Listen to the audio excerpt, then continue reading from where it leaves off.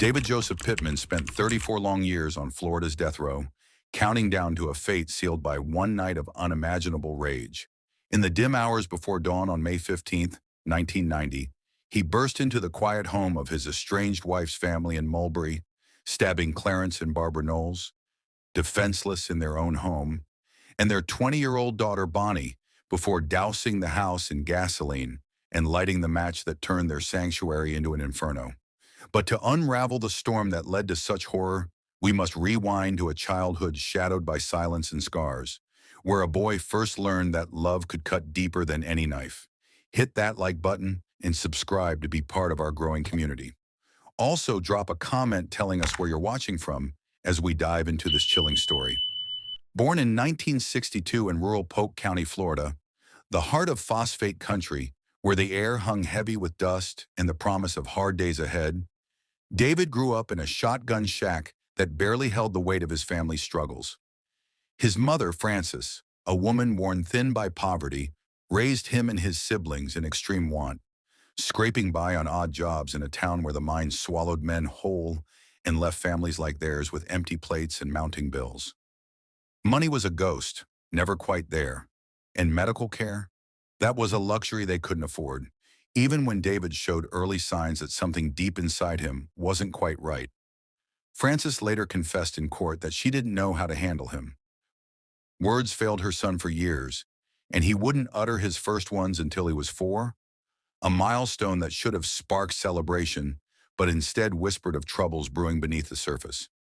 Was it the hunger gnawing at them nightly, or something more hidden, like the family history of mental shadows that no one dared name? Little did they know, those silent years were just the calm before his world cracked open. By the time David hit school age, the cracks were impossible to ignore. Labeled educable mentally handicapped, he shuffled through special education classes in 6th, 7th, and 8th grades, his IQ test clocking in at 70 or 71, numbers that branded him slow in a system built for the quick and the steady. Reading came like pulling teeth, simple words twisted away from him. And math? It might as well have been another language. Teachers tried, or at least that's what the records say. But in a cash-strapped county school, help was a threadbare blanket, warm in theory, cold in truth. His stepfather stepping in where David's biological father had failed them and left behind a broken home didn't make things easier. David couldn't sit still, couldn't control the bursts of energy that made him lash out, couldn't fit the mold of a normal boy. Classmates smelled weakness like blood in the water, teasing him relentlessly for his stutters and struggles, turning recess into a battlefield where a shove became a swing, and a swing left bruises that no one at home rushed to heal. But what if those taunts weren't just playground cruelty? What if they lit a fuse in a boy already teetering on the edge of rage? Home offered no refuge, only echoes of pain that shaped him like a hammer on hot iron. Frances ruled with a belt in hand, whipping David from the tender age of 4, sometimes daily, she admitted, with a chilling casualness that chilled the courtroom decades later, leaving welts on his back and a bitterness in his heart that no child should carry. Verbal barbs flew like knives, sharper than the leather, as she and the family tore into each other in a cycle of dysfunction that experts would later call almost total. Witnesses, his aunt, uncle, siblings, painted a picture of a home where David bore the worst of it, the scapegoat for a mother's unmet dreams and a stepfather's weary silence. Poverty piled on, denying him the psychiatric care that might have untangled the knots in his mind after falls from roofs or bikes left him dazed and different. And then there were the whispers, the shadows no one wanted to voice, signs of sexual abuse in his youth, violations that stole his innocence and left invisible scars, fueling a paranoia and impulsivity that doctors would trace back to brain damage and unchecked trauma. As a teen, the boy who once hid from the belt started pushing back, fights spilling from schoolyards into streets, petty thefts to fill the holes money couldn't, and brushes with the law that hinted at the man he might become. One scuffle escalated to an aggravated assault charge, a felony that marked his record like a stain. But was this the breaking point, or just the first rumble of a storm that would one day consume everything in its path? In the quiet groves of Polk County, where citrus trees whispered secrets to the wind, David Joseph Pittman crossed paths with Marie Knowles. A chance encounter that sparked a romance few details survive to tell. What we know is they tied the knot, building a life together in the shadow of her tight-knit family. But cracks formed early, widened by whispers of betrayal and control. By 1990, Marie had had enough. She filed for divorce, a move David fiercely opposed, fueling arguments that turned toxic. He saw her pulling away, blaming her family for poisoning her mind against him. And in heated moments, he let slip threats. If she left, he'd make them all pay. The end came not with a quiet signature, but a storm of resentment that would soon erupt into something unimaginable.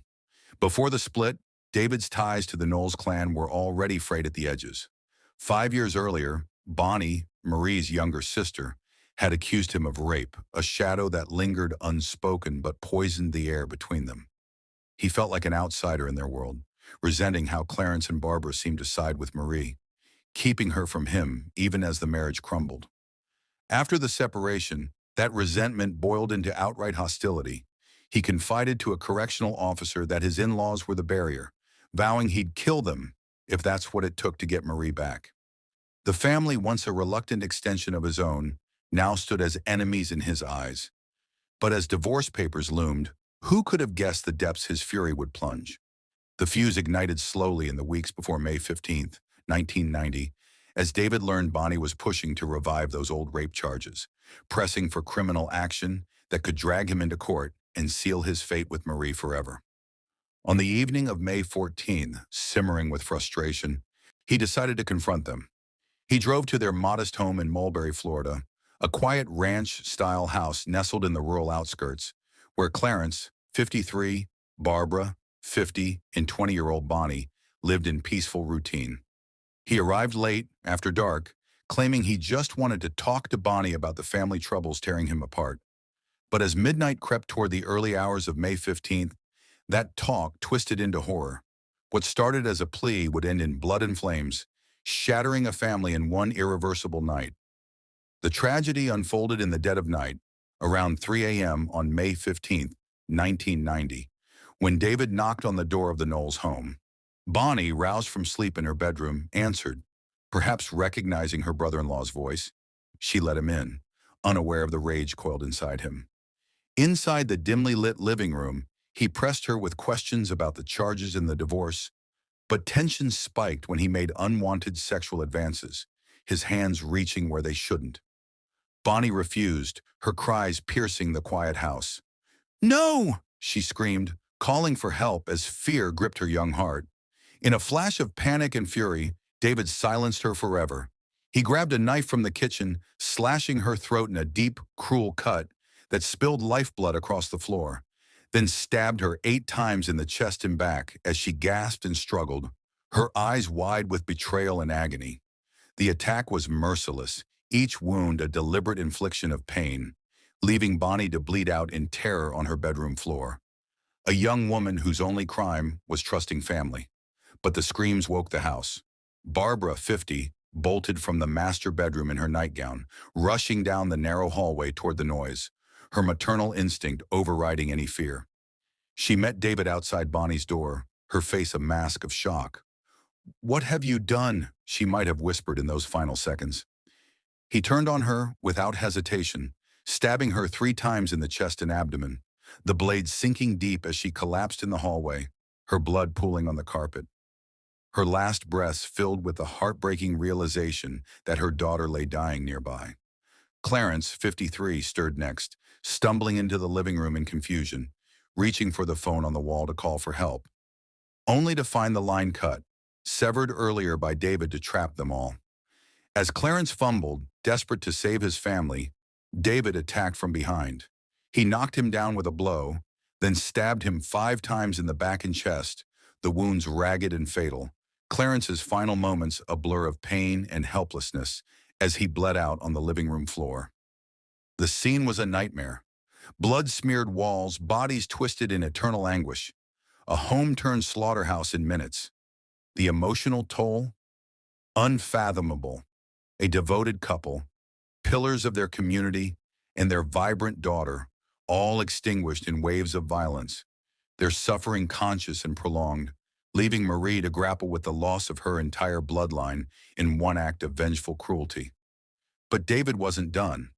Why stop at murder when fire could erase the evidence? With the family gone, David moved methodically to cover his tracks. He slipped out to the backyard shed, grabbing a can of gasoline, then returned inside, dousing the bodies and rooms with the flammable liquid, the fumes choking the air as he struck a match. Flames roared to life, engulfing the house in an inferno that lit the night sky, destroying photos, memories, and any lingering traces of the lives he'd stolen. He snatched the keys to Bonnie's brown Toyota from the counter, jumped in, and sped away, abandoning the car in a ditch just half a mile down the road when it got stuck. By the morning of the crime, the scene was crawling with police and fire crews, piecing together the charred remains of a family and their home in Mulberry, Florida. A key witness, a construction worker, spotted a brown Toyota ditched half a mile away, flames licking its frame, and saw David return in his homemade wrecker truck around 6:30 a.m., just hours after the killings. The worker watched him flee on foot, leaving the burning car behind, and reported it to the police, pointing them straight to David's trail. Another neighbor backed it up, identifying David as the man running from the ditch, his figure unmistakable in the early light. Investigators moved fast. They linked the gas can found at the Knowles home to one from David's shed and his stepfather's shaky timeline, admitting David left the house around 2 a.m., put him near the crime scene when the murders happened. Word of his threats against the Knowles family, shared with a jail guard and friends, tightened the noose. Panicked, David turned to his mother, Frances, confessing his fear that the police were closing in. She urged him to surrender, and on May 16, 1990, less than 24 hours after the fire, he walked into the Polk County Sheriff's Office, hands up, ready to face the law. But was it guilt or desperation driving him through that door? Detectives arrested him on the spot, charging him with 3 counts of first-degree murder, arson, and grand theft. But he wasn't going down without a fight. His initial alibi? Simple and close to home. He claimed he'd spent the entire night of May 14th to 15th at his stepfather's modest house just a few blocks from the crime scene, chatting with his stepfather, Robert Henderson, and his sister, Frances Pittman, until the early hours. No time for a midnight rampage, he insisted. No way he could slip out, stab 3 people to death, douse the place in gas, torch it, steal a car, burn that too, and stroll back unnoticed before dawn. It sounded airtight, a shield woven from family loyalty and a tight timeline that left prosecutors scratching their heads. But as the investigation deepened, cracks appeared. Henderson himself wavered under questioning, admitting David had stepped out briefly around 2 a.m., long enough for a shadow to cross the fields to the Knowles door. The defense doubled down in pretrial filings and at trial, painting a picture of a rushed, impossible crime window. Maybe 90 minutes at most for the whole bloody affair. While whispering suspicions toward Marie, David's estranged wife, and her new boyfriend as the real culprits with their own tangled motives tied to family money and old grudges. Pittman took the stand himself in March 1991, his voice steady as he denied every accusation. No knife in his hand, no match struck, no confession whispered in jail. The strategy leaned hard on sloppy police work, too. No fingerprints, no blood on his clothes, just circumstantial threads like a gas can from his shed and witnesses spotting his wrecker truck near the smoldering Toyota. But the prosecution struck back with a sledgehammer. Jailhouse snitch Carl Hughes, a fellow inmate, testified that David had spilled the gory details in lockup. How Bonnie's no ignited his rage. The stabs to her throat and chest, the hallway frenzy with Barbara, the sneak attack on Clarence, even the gasoline fumes as he lit the match to erase it all. Hughes nailed the timeline down to David fleeing on foot from the car fire at 6:30 a.m., and other witnesses ID'd him running like a ghost from the ditch. Threats he'd hurled at Marie and the Knowles family bubbled up too, recorded in phone logs and sworn statements, tying his jealousy over the divorce and Bonnie's revived rape accusation to a motive that screamed guilt. By the time the defense's motive shift to Marie fizzled, no evidence stuck, the alibi lay in tatters, exposed as a fragile lie built on half-truths and family blind spots. How could a man so elsewhere know the intimate horrors of that night? The trial kicked off on March 18, 1991, in Bartow's Polk County Courthouse, a 5-week marathon under Circuit Judge J. Tim Strickland that turned the humid Florida air thick with tension. Key moments etched themselves into the record. The prosecution's parade of informants, including Hughes's chilling play-by-play that left jurors shifting in their seats. Explosive testimony from a prison buddy about David boasting of a gas bomb he'd rigged, mirroring the arson, and heated sidebar battles over hearsay, like the judge shutting down a wild defense bid to float a death row inmate's hearsay claim that his stepson confessed instead. Pittman sat stone-faced through it all, but the air crackled when Marie took the stand, her voice cracking as she recounted his past rages and vows to make the family pay if she left. Words that hung like smoke, fueling the motive fire without a single tear recorded in the transcripts, though her steady gaze across the courtroom spoke volumes of quiet devastation. No dramatic sobs or outbursts from her made the papers, but her brother, Charles Knowles Jr., later voiced the family's raw ache outside, calling the unfolding evidence justice, finally, while admitting the sorrow of a family forever fractured. As closing arguments wrapped on April 18th, with prosecutors thundering about a calculated slaughter and defense pleading for doubt in the shadows, the jury filed out. Would 12 ordinary folks see through the web or buy the fraying tale of innocence? After 11 grueling hours of deliberation stretched over 2 days, 8 on Thursday, 3 more into Friday morning, the jury returned on April 19, 1991. Guilty on all 3 counts of first-degree murder for Clarence, Barbara, and Bonnie Knowles, plus 2 arson charges and 1 grand theft. Though they acquitted on burglary, a small mercy in the storm.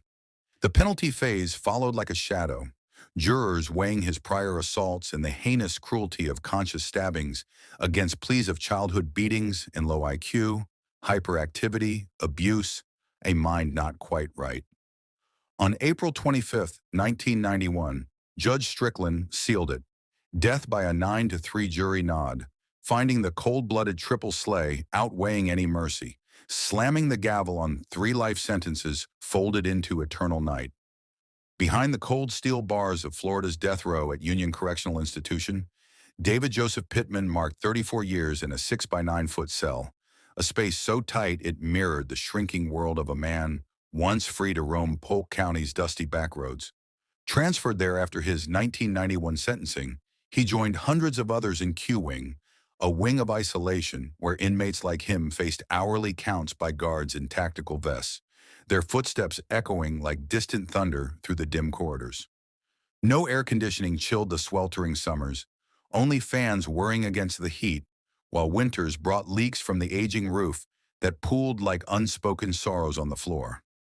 Meals slid through a slot, basic fare of rice, beans, and mystery meat, eaten alone under the fluorescent buzz that never fully dimmed, a constant reminder that time here wasn't lived, but endured. David's days blurred into a quiet rhythm, shaped by rules as rigid as the bars. Wake at 5:30 a.m. for count, then hours alone with a radio tuned to static-filled country stations or a 13-inch TV flickering black and white reruns. No cable to whisk him away from the ghosts of Mulberry. Exercise came in measured doses, 3 times a week in a fenced cage under the open sky, pacing like a caged animal, muscles aching from disuse.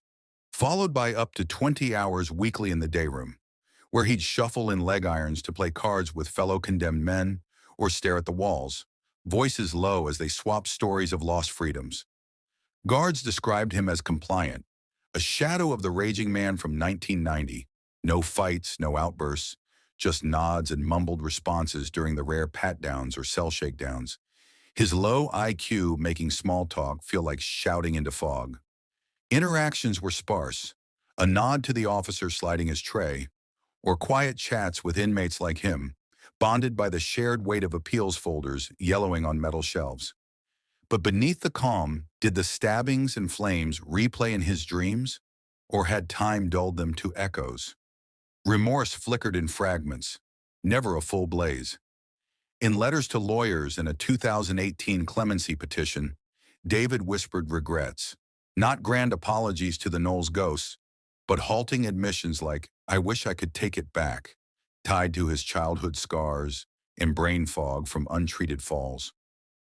Religion crept in late, around 2015, when a prison chaplain handed him a Bible during a Bible study group in the day room. He clung to it then, quoting psalms and appeals about mercy, and by 2025, Catholic bishops invoked his name in pleas to Governor DeSantis, suggesting a faith-born plea for grace that echoed his cell's thin walls. Yet appeals defined him more.